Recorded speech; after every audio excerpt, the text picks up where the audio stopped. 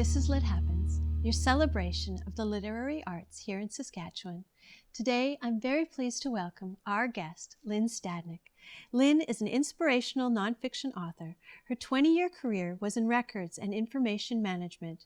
After having children, she became passionate about writing and now does it full-time. Her second book is called Mastering the Battle of Belief. Lynn, welcome to the show. Thank you for having me. Well, it's always a delight to talk to someone new, and so a warm welcome to Lit Happens. Oh, well, thank you. So tell me first a little bit about yourself and what led you to want to be a writer after a 20-year career. Well, it was once I had children, I got more interested in what life was all about and what you could do to be peaceful and happy with life.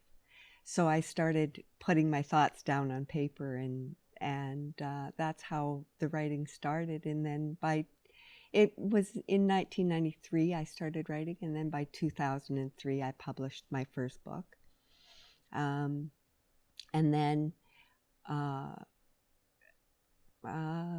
after that I published another one just lately, And so this is the second one you Yes. published.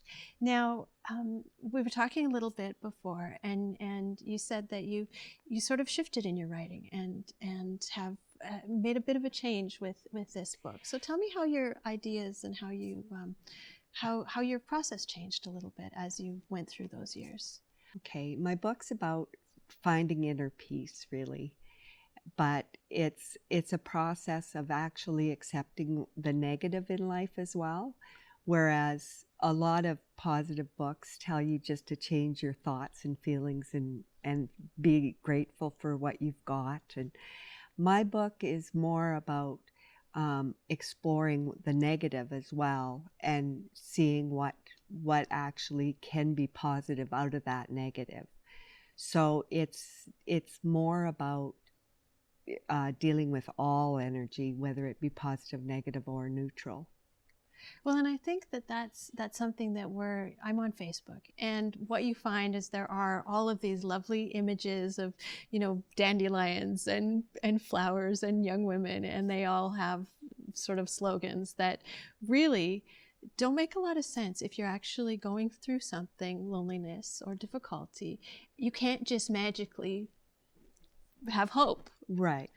So do you find that as well? Yes, I was diagnosed 10 years ago with bipolar, and you either go really low or you're really high in your energy, and I found that my philosophy actually levels me out. It teaches you to look at both sides of everything and to actually come to an understanding of what is good out of the experience. So, and I think that's when we think about stories, and I'm a storyteller, and when I think about stories, if I don't have experiences that are odd or awful, I don't have stories, and I don't grow, and then I don't have anything to tell. So I think that we do have to embrace that things will happen to us that aren't perfect. yes.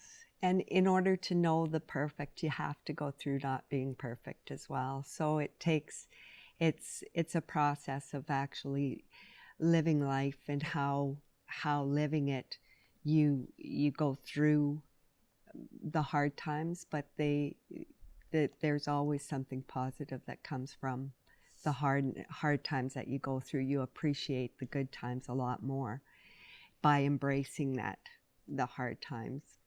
Now, do you have a target audience of people that you think would enjoy your book or would learn from it? I believe anybody with teenage children would I get something from it. And anybody that's, I would say, baby boomers, or anybody. My daughter is 28 and she even enjoys it. So there's lots of, it's actually written in a way that all generations could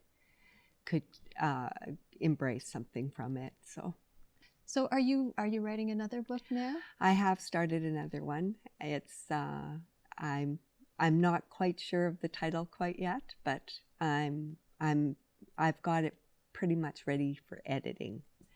But we'll see how it goes with this one. And it's very different from my original career. Mm-hmm. Like the records and information management, I was a consultant and I did training and I did a lot of public speaking, and yet with this, it's more my personal journey, and so it's a lot different to discuss that than versus trying to teach in my other career that I was in. So. Well, and it is a different, spend so much time on your own as a writer. So that's one of the big differences that I find too, is that when we take to the page, when we take to the computer, we're entering something that a lot of people don't enter. And so there's risk involved, and there's an opening of the heart that you don't see when you're working in records and information management. Right. There can be a passion there. Absolutely. I did have a great passion for my first career, and I loved teaching. I loved being in the records and information management field. It was definitely something that is a mindset of its own as well, because you analyze information all the time and design systems and do that. So the analytical work of it is quite common in my writing as well. So the research and analyzing information and doing it. So. Well, Lynn, that's all the time we have for today. So can you tell people where they can find your book? McNally's, or you could get it online with Amazon or Indigo or Barnes & Noble. It's available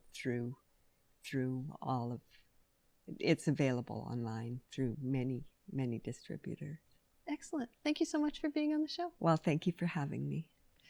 I'm Danica Lorer, and this is Lit Happens. You can find past episodes by going to YouTube. You can find me on Facebook or Twitter or on Instagram. If you have an idea for a segment, please contact me at danicalorer@gmail.com. Thanks for watching.